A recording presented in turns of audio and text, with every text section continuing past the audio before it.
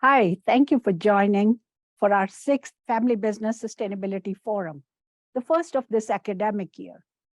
These are free-flowing conversations with family business leaders who've successfully embedded sustainability principles into their core operations. It's a conversation rather than an interview. I'll start with a few questions for our guests, and audience may add their questions in Q&A. Three of our MBA students, Amelia Clark, Neil Goldberg, and Noah Singer, they will signal me the questions and I will integrate them into the conversation. Our first 5 forums featured families from India, US, UK, and Netherlands. Today, we're very proud to feature Rhino Foods, a local Vermont company. After the event, short clips of key insights from this forum and the ones we've already done are available for complimentary usage by educators, advisors, and families. Our featured family today, Rhino Foods of Vermont, was established in 1981 by Ted and Ann Castle, who began selling their popular Chester ice cream sandwich from a small retail outlet in Vermont. Today, the 65 million plus food inclusions manufacturing company is best known as the birthplace of the iconic cookie dough you may have had in Ben & Jerry's ice cream.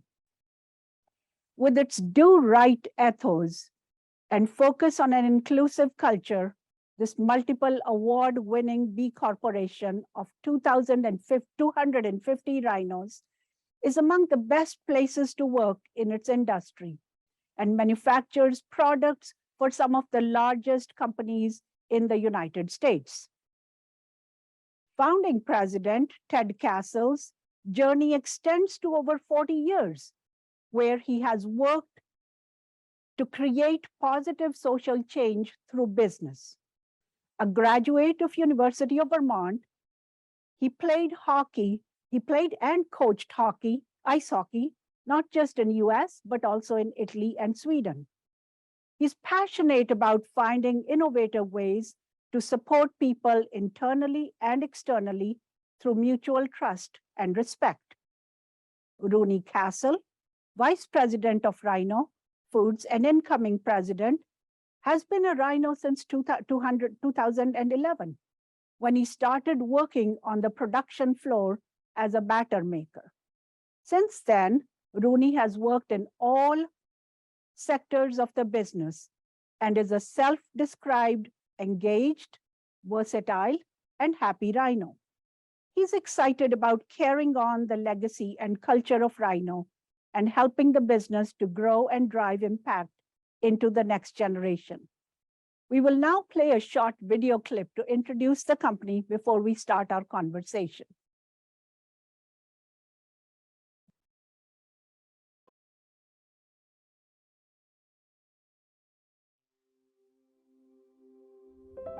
I've always felt like starting small and starting your own business and having to do it all yourself makes it sort of interesting because you have a sense of the beginning.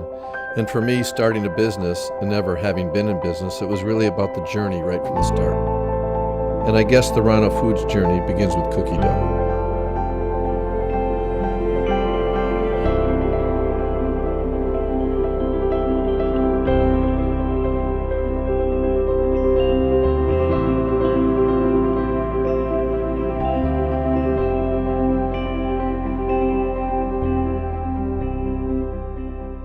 In 1991, a customer came to us for help in doing something that had never been done before, putting cookie dough in ice cream. As most people know, we figured it out. When we first started, we were excited if we could make 2,000 pounds of cookie dough in a day, and now we can make that amount in about 20 minutes. We're the #1 producer of cookie dough and bakery-style inclusions for ice cream applications. We're still a relatively small business, but because we're the best at what we do, we're able to work for and with some of the largest global food companies in the world. And quite frankly, it's forced us to develop and implement world-class quality systems, really, that are very unique for a company our size. Have a small company attitude, but big company delivery. One of our principles is that we want to delight our customers. And as a small company, we're more able to do this because we're working one-on-one with our customers around service, product design, innovation, quality, and delivery. It's based on relationships, and those relationships aren't just limited to the salespeople or the front office.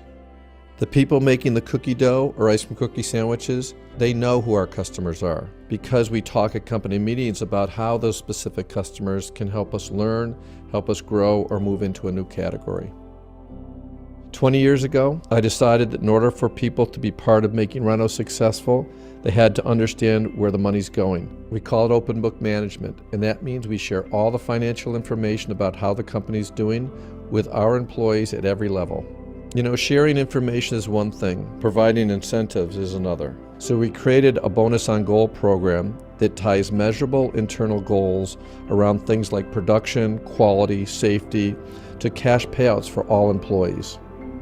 We know that what we're doing at Rhino impacts people's private lives. We also know what happens outside of work really impacts people's ability to come to work and do a good job at Rhino. We put a lot of time and energy into employee programs because we know it's going to help our business and it's going to help our people. We have what we call a resource coordinator who's on site 3 days a week to help employees access services for all kinds of things like childcare, heating assistance, or even getting a driver's license. So one of our most popular successful programs is the Income Advance program. It allows any full-time Rhino employee to get up to $1,000 cash loan the same day, no questions asked, and is paid back through payroll deduction.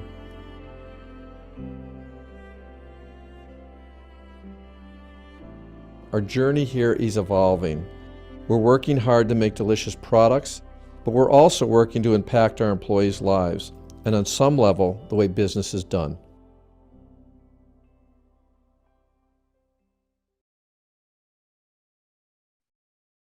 Thank you. Ted, Rooney, thank you for joining. Sure. Thanks for having us. Thank you. Ted, may I ask the first question from you? And could you please provide an overview of the evolution of Rhino Foods and with major pivot points, please? Sure. You know, I think it's interesting when you've been in business for 40 years to say, what are the major pivot points? It seems like we've been pivoting ever since we started, especially the last few years with COVID. But if you said when we started, you know, as the video described, we started with a little ice cream store with my wife and I was actually still coaching hockey at the University of Vermont. And you know, then when I didn't get the head coaching job, I had to pivot and go work with Ann at the ice cream store. And really, when we started that, never thought of myself as a business person. And I think one of the things that really helped is we just felt like we had to figure out how to make money all along the way. So, you know, looking back at those times, it was whatever you could do to meet payroll, whatever you could do to pay the rent. And quite frankly, it really has been that way forever. As you grow a business, there's all these pivot points. I think a lot of the pivot points have to do with your revenue, the number of employees you have, where you distribute your product, you keep making products, how you see the marketplace, how you deal with your supply chain. So the major points for Rhino have actually been from starting a business that's tiny to then doing a lot more wholesale. Obviously, when cookie dough ice cream hit, we invented that with Ben & Jerry's in 1991. That became a huge part of our business. We started to make products for other large manufacturers. And I would say the biggest learning that I've had is that without the strong employees and our team members, businesses would have a really hard time pivoting. So quite frankly, most of our success and our ideas, our innovations did not come from me. There are other people in the company. So as you grow, I think you need to figure out what you're strong at as a leader. I think I know what I'm good at and I know what I'm not good at. So I surround my company with people that are a lot better at things than I am. Thank you. Rooney? What was your first year at Rhino like, and how has your role changed over time? Yeah, so as you mentioned in my intro, I started, I think, officially here full-time in 2011. So going on about 12 years. I think I did a couple stints over at our warehouse doing some cleanup jobs over there through my college years, but officially starting in 2011. And frankly, I thought I was going to be here for 6 months to a year to just make some money. And I was actually that 2 years prior had been living internationally and traveling abroad. And so I was coming home to make a little bit more cash so I could continue to stretch out that portion of my life. And one thing led to another. And I've been here ever since. But my first year, I think that actually was an advantage because I spent that time out in production, as you mentioned. So I was working on the floor, doing the batter making, doing a whole bunch of the jobs that really are the core of what we are and who we are. So we are a manufacturer, and that's where the grunt of the work of 250 people we have. Vast majority of those are folks in operations, supporting operations. So my experience spending that much time out there, I think, is invaluable. I think I would have spent some time out there, but not nearly as much as I did, thinking I wasn't going to be here long term.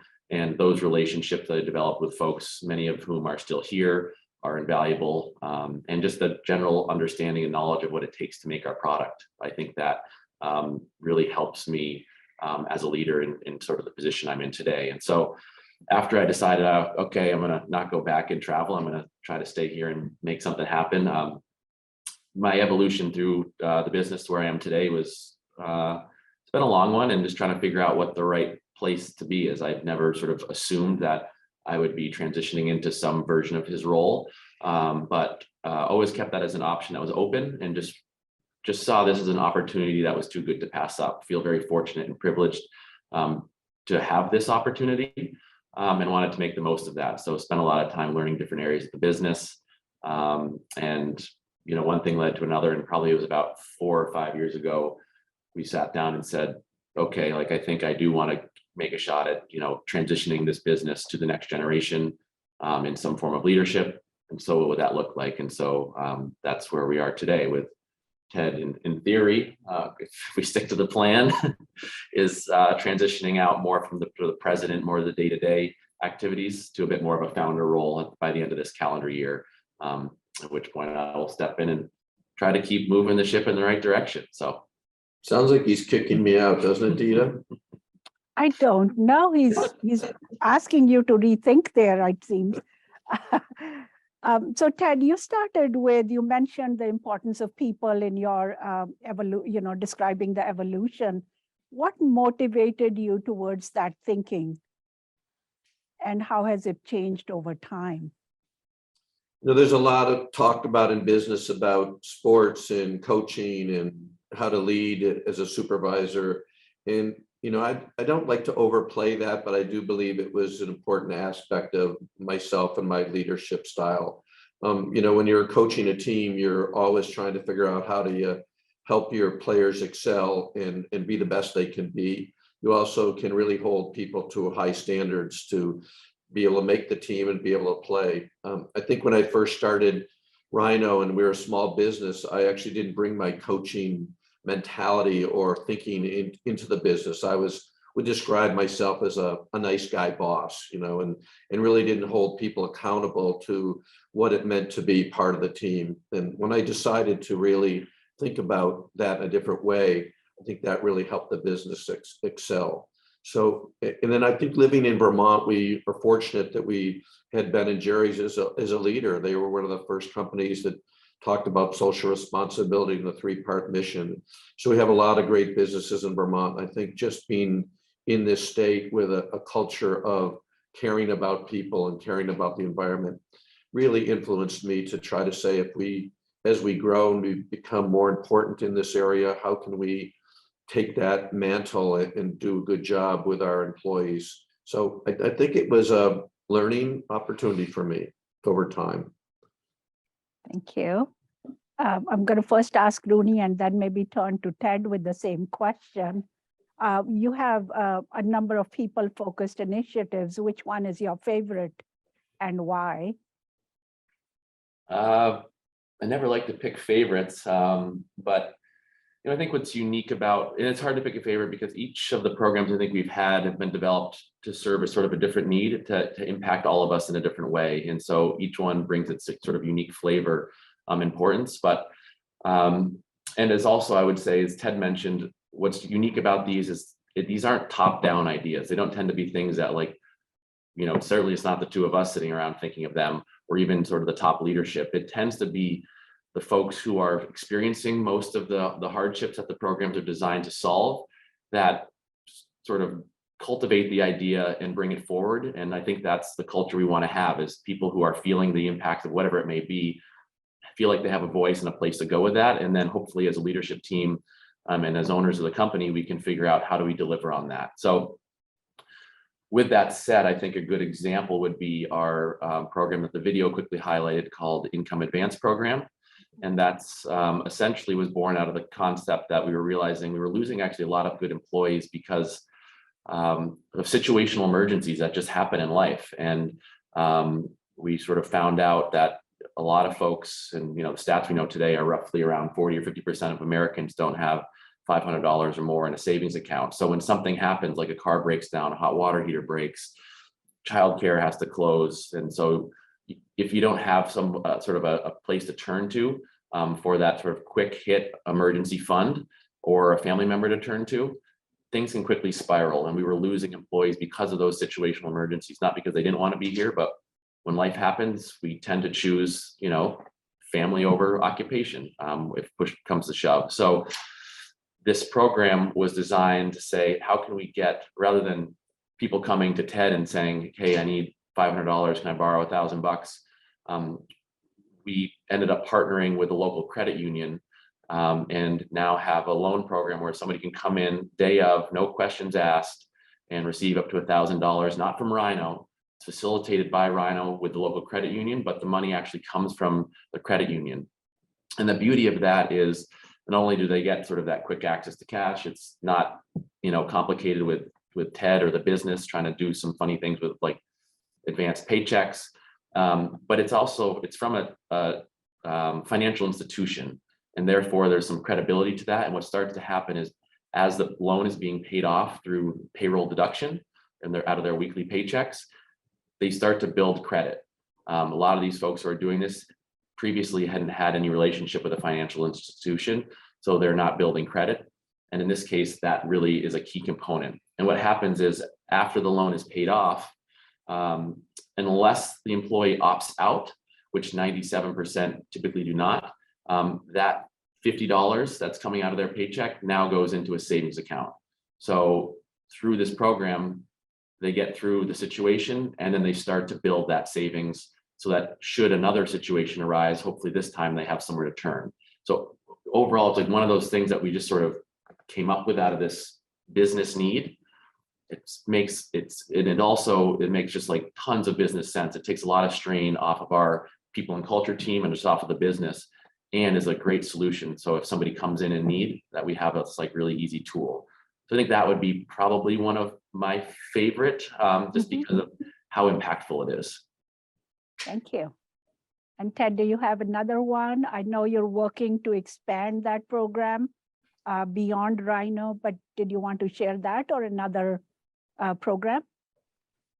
Well, I'll just hit on the Income Advance Program. So we did start a nonprofit called the Rhino Foods Foundation, where we try to scale this idea nationally and in Vermont. And now there's over 50 businesses in Vermont that utilize this, and some really large companies throughout the United States. So I guess that idea of impacting business is really what we like. We have had different programs and ideas that were picked up by newspapers or nationally, and we really like to try to share these good ideas. I guess the other one I would highlight is Vermont is a very white state, and fortunately Vermont and Burlington is a refugee resettlement area. And over the last 25 years, Rhino has brought in quite a few refugees. It started with people from around Bosnia and a lot from Africa, Nepal now, Afghanistan. And so Rhino really looked at this as an opportunity to help our business, because these are folks coming into the United States actually looking for sort of like frontline jobs to get started. And we're really proud of the fact that probably in the last 25 years, 30% of our workforce has been refugees. And again, what we're really looking for is helping people get started, have good employment, get established. We have some amazing success stories of people that have stayed at Rhino for 25 years or stayed here for 5 years and then moved off, started their own business, and are really active and successful people in the community. So I think that's another program we're really proud of. Excellent. So I have two-part follow-up on this. Can you give an example of success for a person who came in as a refugee and worked, either is continuing to work at Rhino or moved on? So a particular example. And the second is, what kind of challenges do you have faced as a food manufacturer when you try to integrate new Americans into the production line? And either one of us, you can take on that question.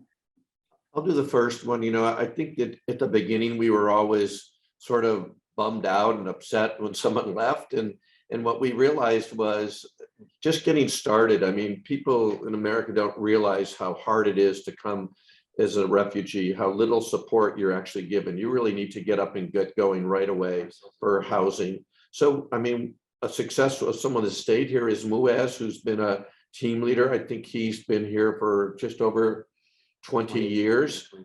He has 3 kids here. One went to the University of Vermont. One's in a nursing program. They're all successful. I think he has 8 grandchildren. So he's a person that has done an amazing job. And a lot of these folks not only thrive in the United States, but are sending money back home. And I know Muaz just came back from a trip. He took his whole family to meet his parents that hadn't seen his grandchildren, some of them ever. And they were in Bosnia for 3 weeks. So 5 weeks, I think. 5 weeks. So, the story they just keep going on and on. And I'll let Rooney handle the challenges, because there certainly are many. Yeah, and just quickly, also for folks who maybe moved on, I think we even have maybe somebody, I got a text message from a former employee who said he wished me luck on this morning. And he said he was going to be watching. So he would be a great example. I don't know if I'm going to share his name because I haven't asked permission, but of somebody who was here for a bunch of years, worked his way up through the ranks and out in operations, and then moved on and has had some successful. He was actually going to school part-time when he was working at Rhino. Yep, and then has gotten some successful finance jobs and has moved out and around. And so shout out to him if he's on the call. And so he would be another great example from that more external side. In terms of the challenges, I think they're ever evolving, and we're learning, and we definitely are not perfect at this, but language tends to be one of the biggest ones right off the bat. So a lot of folks who are coming in as new Americans and refugees are English language learners. So how do we make that work on the floor? What level of translation services do we offer? Are all documentations translated?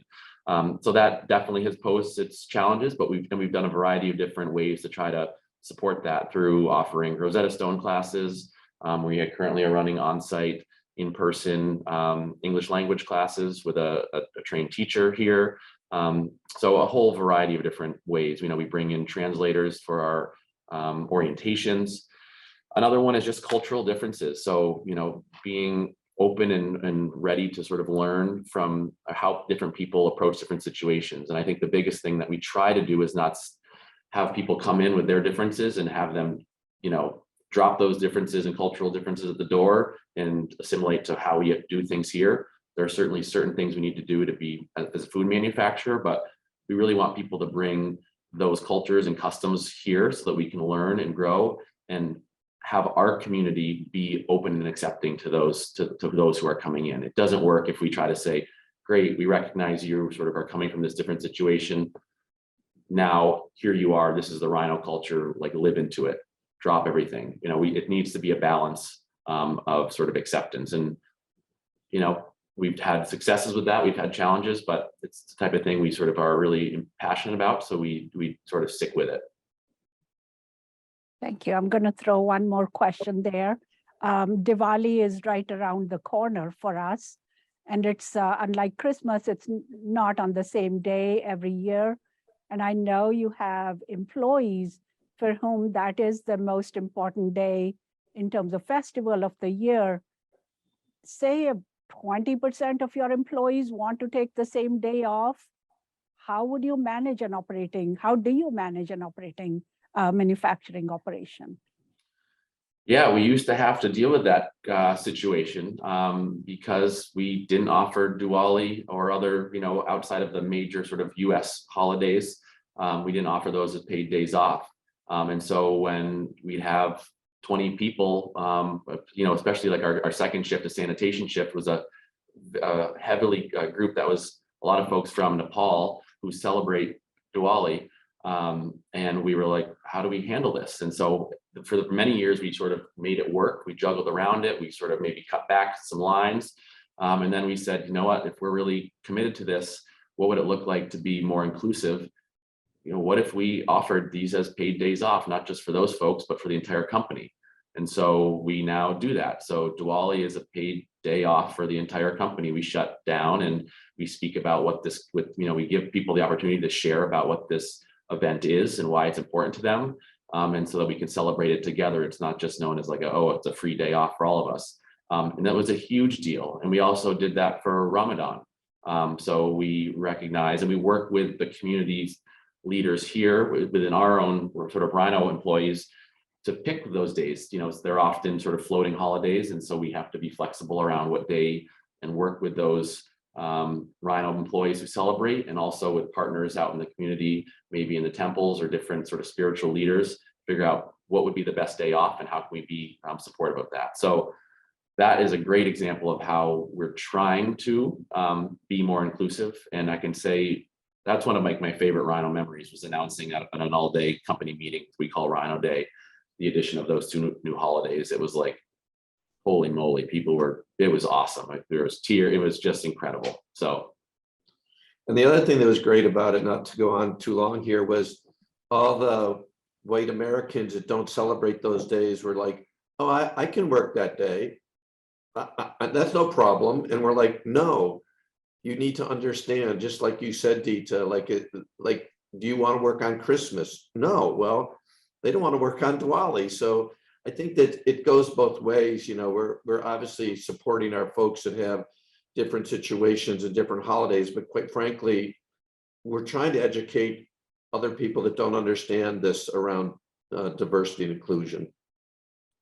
Well, from myself, everyone who celebrates Diwali, or supposed to celebrate, I must say, Ramadan, thank you very much for this. It's, as an immigrant myself, I know going through feeling the guilt of working on a day when I'm not supposed to work and supposed to pray on Diwali, and then going from there to say, oh, well, the whole world doesn't celebrate it and it doesn't matter that much. But now, seeing the leadership of companies like you, it's just fabulous. And thank you so much for that initiative.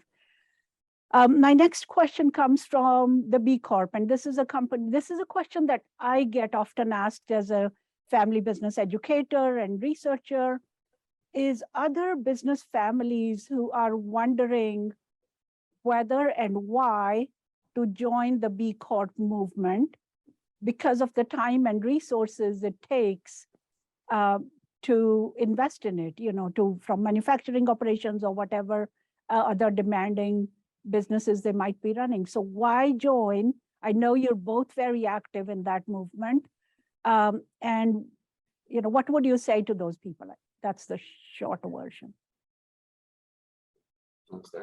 I always say, why not? Instead of why, like, tell me why not. Why wouldn't you want to be running a business that is governed well, is doing well by their workers, their community, and their environment? Why wouldn't you love to have a way to assess yourself in those 4 categories? Why wouldn't you want to be going to retreats where there's other thought leaders that are world leaders, and to be able to be part of that community? So the effort is just like other people have ways to measure their business. The B Corp mission is business is a force for good. So I think the first thing is, not everybody looks at their business like that. I think there's a lot of people that just look like business, like how much money can they make? But if you start to think about a family business trying to be sustainable, and I think, of course, we all know people are starting to care a lot more about the environment, and understand what is it like to bring in workers. It's really just fertile ground to be an amazing place. It's a learning opportunity. So it's usually people that are probably negative about it, probably just are more like, I think it's going to cost me money. And which, of course, as you know, the school you run at UVM, there's lots of evidence that being good to the environment, being good to the community, and having a purpose with your employees is not an expensive thing. It actually makes you a better, stronger business. Yeah, and I would just jump in and add and say there's just a strong alignment, as Ted said. Business is a force for good is sort of B Lab and the B Corp community's mission, and our purpose of impacting the manner as business is done. That's like they go hand in hand. And so by being a part of that community, we get to leverage that. We get to learn from these incredible companies and bring ideas back in. We get to share our purpose of, we get the income advance program is now nationwide because of our connection with B Lab and the B Corp community. We get to go and talk about that. So we get to impact the manner as business is done on a much larger, more national, frankly, international scale. And so it's really amplified our ability to achieve our purpose. And we just get to learn. So we brought a lot of programs in that say, hey, if we want to do something around housing or childcare, we don't need to, reinvent the wheel. There are people out there who are leaders in these spaces that we can learn from and take some of their ideas and bring them back. So I think of it as it's a tool that we can use to make Rhino a better place to work. And so for that, it's the annual fee and the time it takes to get that's recertified is nothing compared to the value that it brings to our organization, in my opinion. Thank you. We have a question, and this is a business school question, I guess. What do you consider to be your primary value proposition for customers? I would say the things we focus on our quality is number one. So we're making a lot of raw, ready to eat cookie doughs. And that's actually a product that, if not done well, can cause a lot of harm out in the marketplace, and can have product recalls and can make people sick. And so having really high quality standards and doing things the right way from the food safety and food quality perspective is our number one thing that we need to leverage, because brands, we're just a manufacturer to these brands. So if they have to do a recall, it's not, of course, Rhino would get named, but it's their brand that's severely impacted. So they need to be truly confident in our ability to do our job well. And that's something we take a lot of pride and energy into. And then customer service. So we sort of run our business both internally and externally based on, mutual trust and respect we talked a lot about. So making sure that if we've got a problem here, we're going to be shorting a customer, they're not surprised by that. They know what's coming, they know the reasons why, and they know the corrective actions we put in place to make sure it doesn't happen again. So we try to be extremely transparent and open with customers. And that's something that we hear a lot about. It's actually surprising, but we hear that's pretty unique. So it makes us, again, it seems odd that competitors don't do that, and they try to maybe hide things and let people know the last minute. But those would be sort of the two things that I think make us the most unique. And then the third one that we always do talk about is all this sort of the workplace practices, who we are, our purpose, our values, because more and more we think companies want to align with, like-minded business who are sort of up to the same good that they are. So we also do speak about that. Some customers care greatly about it, some a little less so, but we always think it's important to share. Thank you. So we have a couple more questions here. One is about the open book management system. Could you speak a little bit about what it is, how it works, why did you get into it, and any challenges along the way? So I'll take that. It was really interesting. We had about 50 employees, and we're sort of growing, becoming like a real business. And all of a sudden I was working with someone that said, how many people here in your business know if you're making or losing money? And I'm like, well, probably I do. And I have a bookkeeper and we have sort of a controller. Again, we're probably back then about a $3 million business, a $4 million business. And it's like, well, why wouldn't you help people know if you're making money? And I think in most business owners, you're very fearful of, gee, they're going to think I'm really rich. If that pallet of cookie dough cost, or we sell it for $2,000, like, wow, that's a lot of money. And so what we decided to do, it actually turned into this question of like, I'm sorry to go back to sports, it was like, how do you win the game? Like in sports or checkers or chess or anything, your opponent, there's a strategy, you win, you lose, you know what the score is. And so I just finally said, I'm just going to go for it. And so like around 30 years ago, we just decided that we're going to open the books for people. The only thing we don't share is what each other make as far as compensation. There's companies that do that, so we should wonder why we don't. What we found was we started to use the expression, we want everybody to think and act like owners. So if we expect people to help us grow and be more profitable and share the profits and talk about bonus on goals that we have, it's sort of like, how do you really do that without sharing how to make money and are we making money? So I quickly got over the fear of having everybody think, wow, you're a business owner that must have so much money, because quite frankly, lots of times they realize that's all you make, or we're only making like 10% or 5% pre-tax profit. Oh my gosh, that doesn't sound like a lot. And then actually when you're having a hard time is when most people would be the most fearful to share. It's quite frankly the best time to share. If we are like, the raises are going to be less this year. Why? Every month we show you what we're doing. We got to tighten our belts. We're all tightening our belts. So over time, I always advise people to, if you're a little fearful, then just nibble into a little bit. You can share parts. We just decided to go, all in about 30 years ago. And I would just quickly hit maybe on the challenge side of your question. It's been hard, I think, as the business grows and scales. And so, being able to just have 50 people or 30 people when they started, it was all on one shift. Most people at that time, I think, were English, had a high level of English proficiency.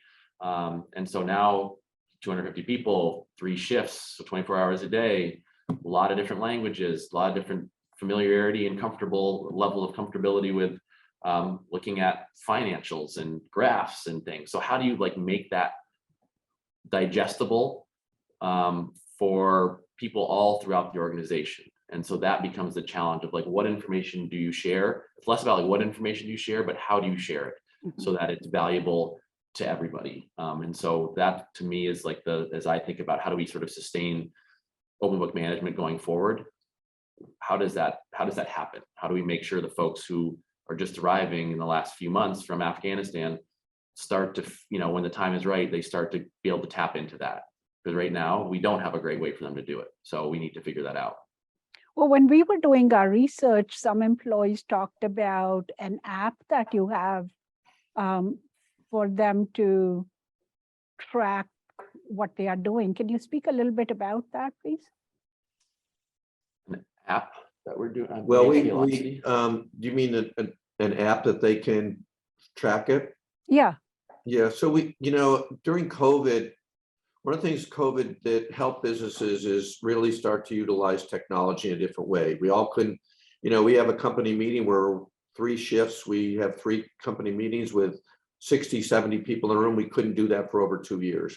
So we turned into a monthly video that was, 8 minutes long. And how do you make that really great? And yes, they can get that on their phone. They can look at it. So we started to do a lot more communication with technology. I think that's maybe what you're referring to.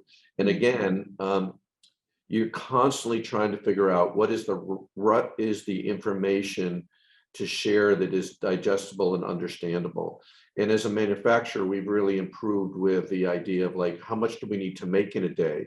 We have 5 lines. How do we do it, and how do we do it well? Thank you. We have lots of questions for you. I'm grateful our students are putting them in little bits for me so I can actually read them. So one is about Rhino Cares. Can you speak about what it is and how it's operationalized?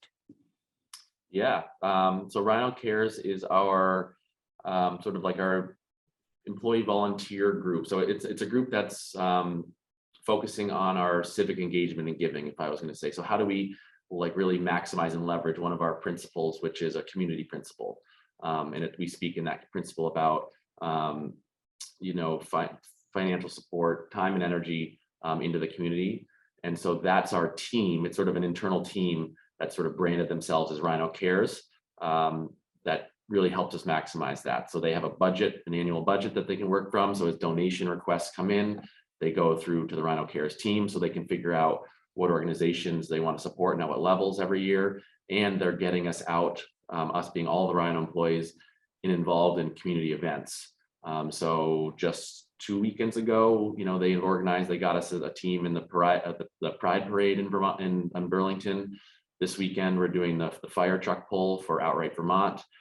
So they're the ones who are making sure we're, not only just taking requests for the donation side, but also finding ways that Rhino employees can have opportunities to get out there and show up in the community. And so that's what to be branded as Rhino Cares team.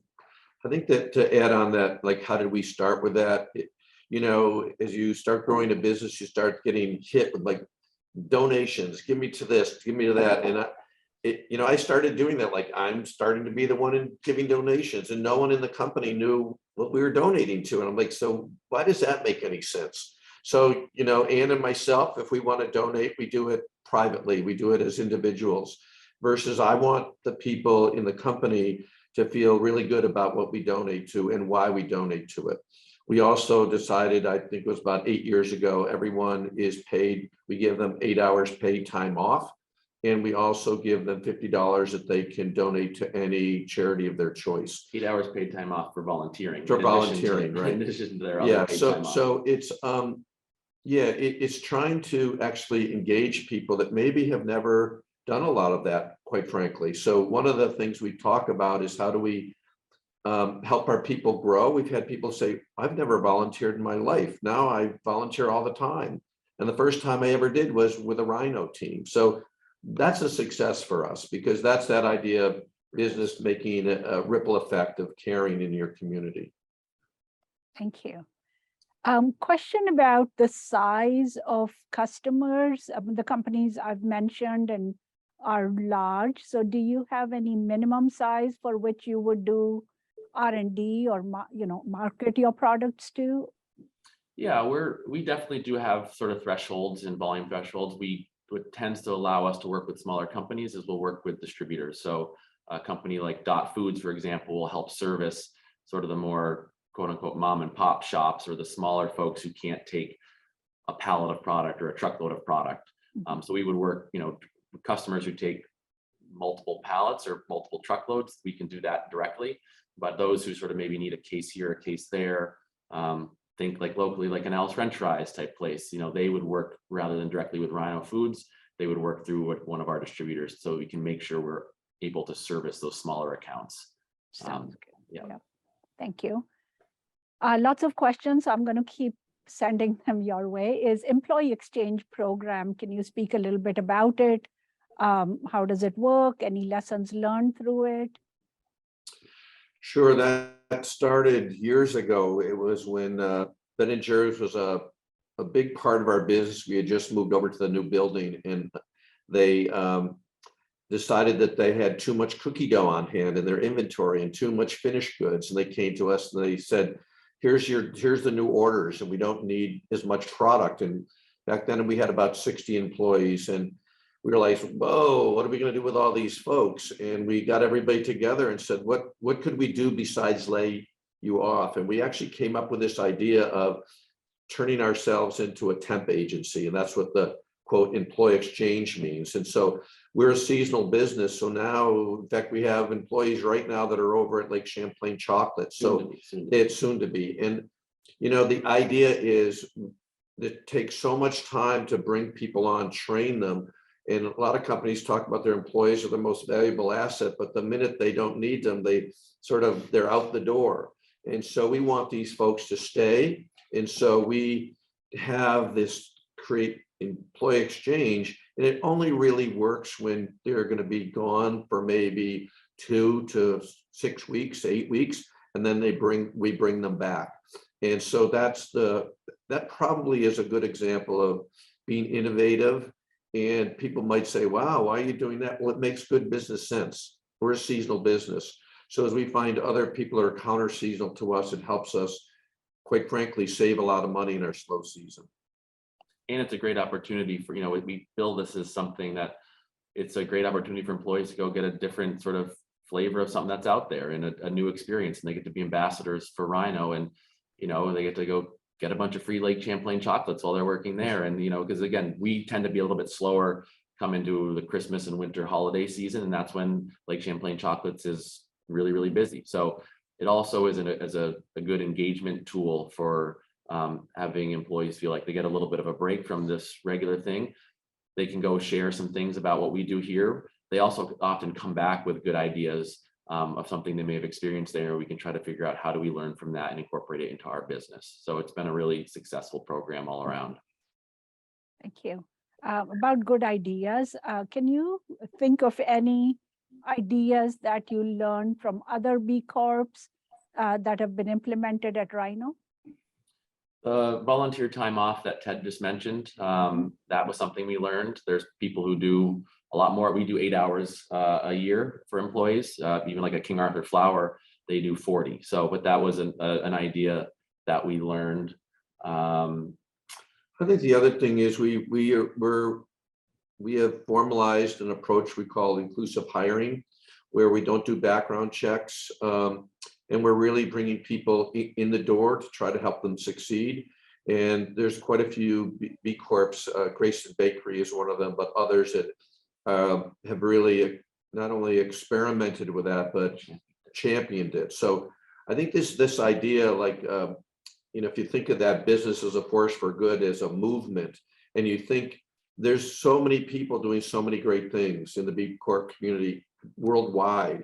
It's almost like you could just go, and if you said, I want to be better at something, you can go find out. There's best practices. So again, I think we've been pretty innovative for a small company, but we don't need to invent the wheel. And quite frankly, the B Corp community is fertile ground for great ideas. Thank you. Inclusive hiring. Can you speak a little bit more about it, please? Yeah, so something I think we've done sort of informally for a long time, but more recently, probably 4 or 5 years ago, tried to make a more formal stance around it. Again, trying to follow the lead of some of those innovators out there, like a Grayston Bakery. The Body Shop is another one who's really been pioneering that along with Grayston. And the idea really is shifting resources from filtering people out, and that would look like, interviews and screenings and resumes and all of that stuff. You take all the time and resources that go into that and get rid of all those filters, welcome people in based on, again, this mutual trust and respect. All we're asking people to show up with is, to be respectful, be on time, and be ready to learn. If you can do those 3 things, we've got a spot here for you. Again, this also, our inclusive hiring tends to focus on our operations side. And we get to then redirect those resources that are meant to screen people out into whoever comes in. Now we have those resources are going towards supporting them. So what do these folks need who might be coming through that are dealing with, maybe some homelessness issues or substance use issues, or they're just coming out of some form of incarceration, and so reestablishing their life. What do they really need to do? How can Rhino be a stepping stone in a place that they can hopefully have a good experience and either continue to grow within Rhino or grow and move out of Rhino? And so that's what our inclusive hiring model really focuses on, is bringing people in and supporting them in whatever way they need so that they can be successful here or successful out in the community. So any kind of challenges you faced in? Any kind? Yeah, there's yes, there's quite a few, and we, again, all these things I would say we are learning. So we every day have challenges, and we're like, oh wow, how how do we not think of that?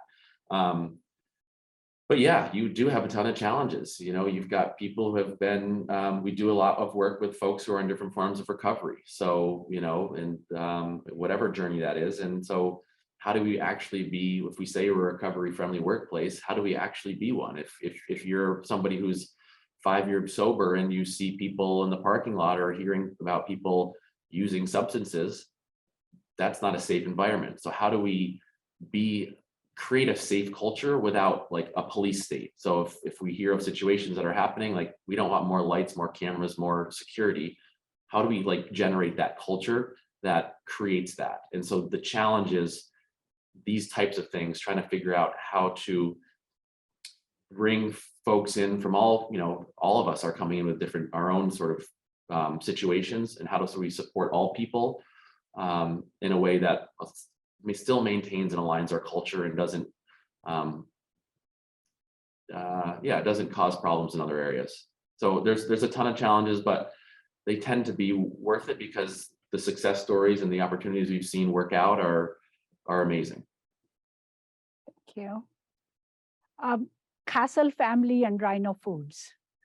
How would you say the values of the family fuel Rhino's purpose, and vice versa, I guess? That's a good question. I know it didn't come from me, so don't blame me. I would have to say, we're all products of our environment, right? So I had great parents and gave me a real head start. There's no denying that, I came from a privileged background where my folks paid for my education. If my car broke down, I didn't need to figure out where $500 came from. So I think, first of all, it's really important to understand where we all came from. So then the other thing, I believe we had a very strong family structure, my wife and I. I have another son, Ned, who helps out in the business from our videos and different things, but has his own business. But I never really took business home. It was never like, oh, we got to talk about Rhino. And quite frankly, Rooney taking on the business was never like my lifelong ambition. So if he wanted to, great. If he didn't need to.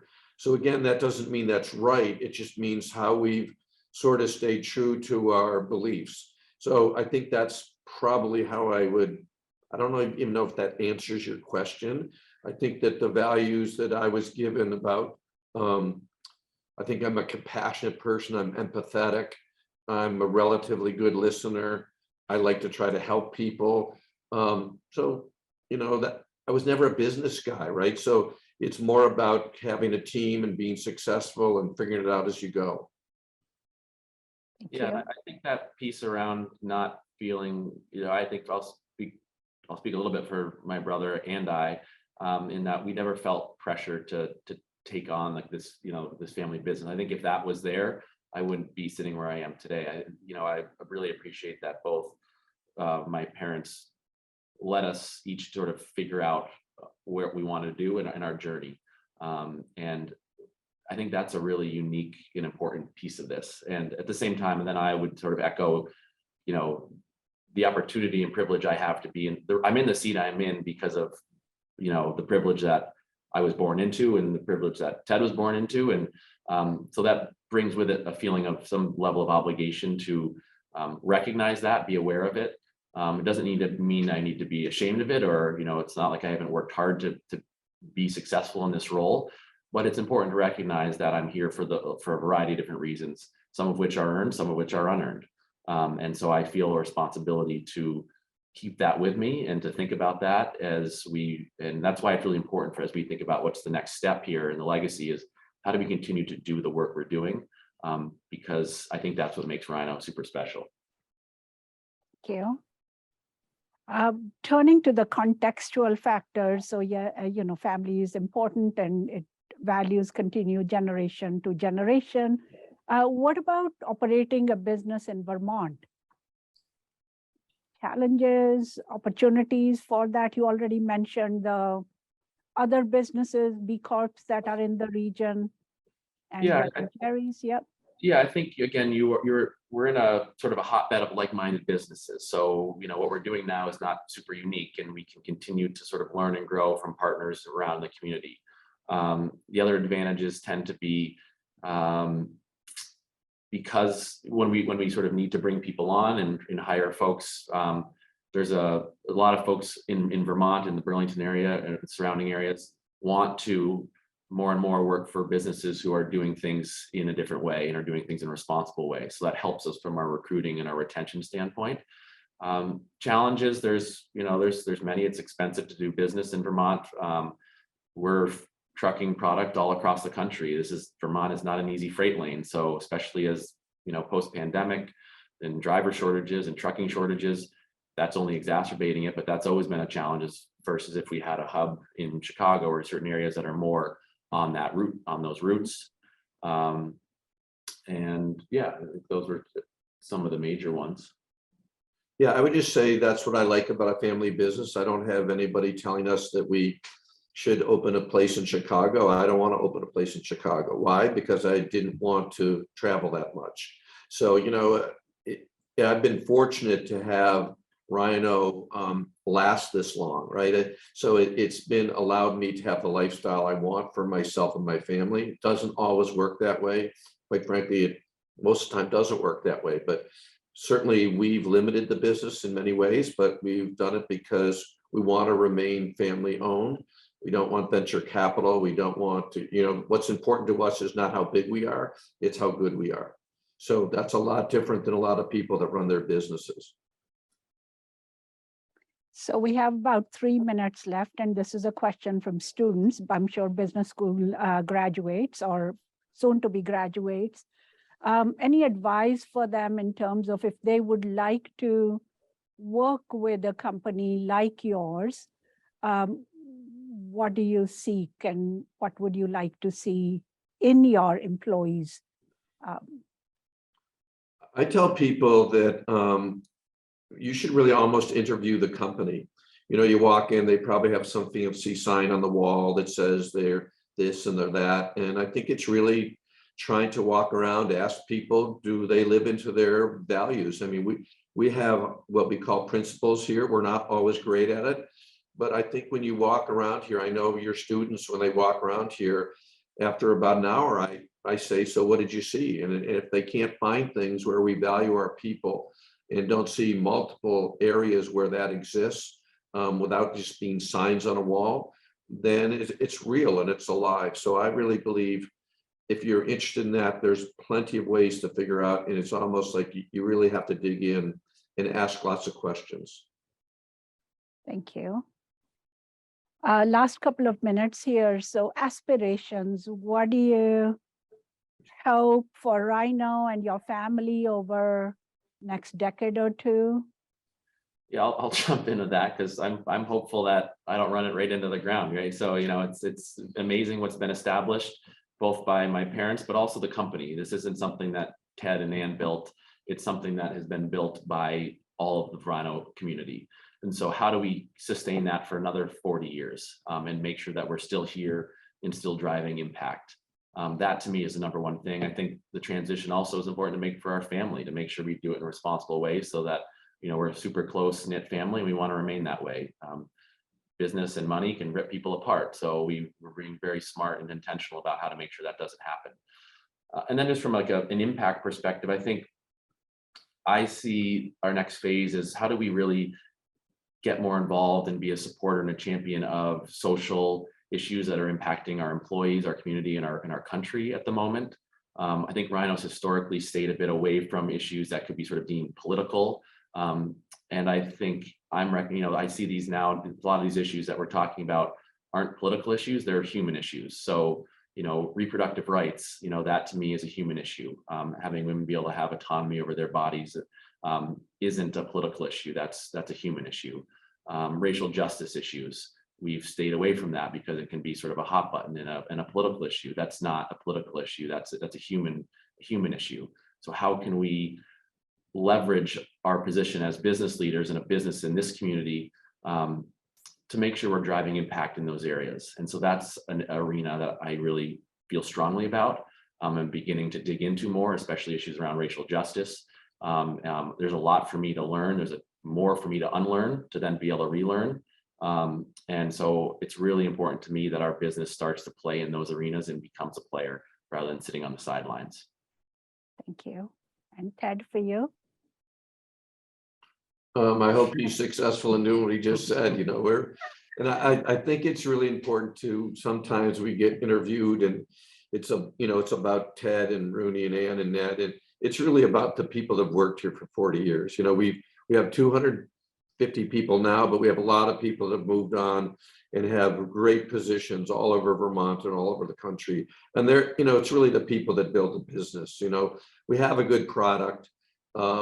And we do a good job, but it's mostly, I believe, once you have a certain level of a product that is works and can be strong in the marketplace, it's really about the people and how they run the business, how they're smart about the business, and how they work together as a team. So we just want to be proud of what we do here, and I'm sure we'll keep going like we're going.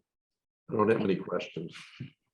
Thank you so much. Thank you both for sparing the time for us this morning. I know well how busy you are, so really appreciate your taking the time. And thank you everyone for joining. Yeah, thanks for joining, and thanks for the great questions that came in from the chat, it sounds like. So I appreciate people's, appreciate that.